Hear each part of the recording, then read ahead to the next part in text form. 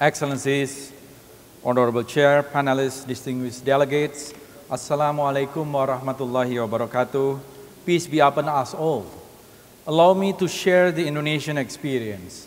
Indonesia, with over 17,000 islands scattered over the Pacific and Indian Oceans, more than 1,340 ethnic groupings, and over 733 spoken languages, is the world's most populous Muslim country, with about 90% of its 275 million people identifying as Muslims. Nonetheless, various religions thrive. Indonesia acknowledges and protects all religions. In terms of national policy, we preserve historical religious monuments from all religions, including the world's largest Buddhist temple, for example, Borobudur Temple, and Prambanan Temple, which belongs to the Hindu religion. And these monuments are still being used as place of worship until today.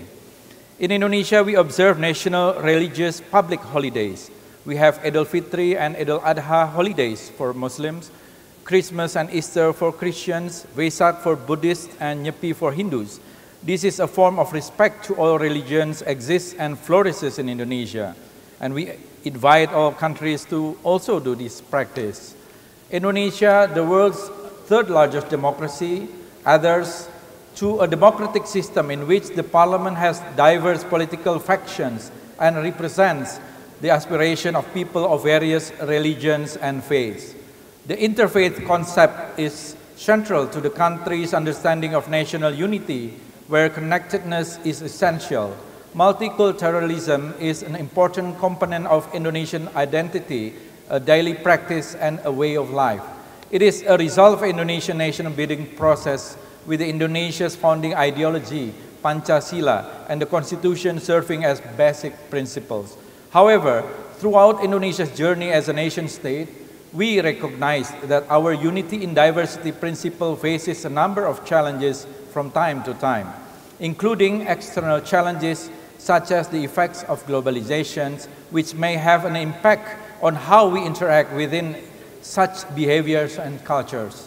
Moreover, we also take serious note that Islamophobia, provocative actions conducted in various places, such as the repetitive burning of the Holy Quran, double standard policies, stereotyping, and in certain cases, hate crime or violence against Muslim communities have sparked tensions in Indonesia. Therefore, respect the differences of religions, faiths, and cultures should be the main foundation of cooperation. Without respect, there can never be harmony. Hence, the Indonesian House is of the view that our national unity is a never-ending task. In this context, harmonious relations among religions in Indonesia is indeed a continuous work that demands support and cooperation from all. In particular, in the context of this session, is from the members of parliament and religious leaders.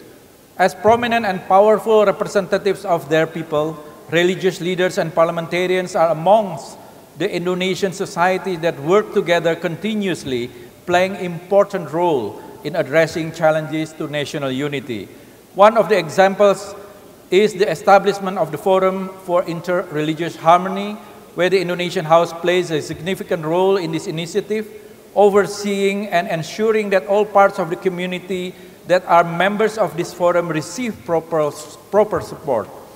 Its members are religious leaders, representatives from faith-based organizations, members of the House of Representatives, as well as government apparatus.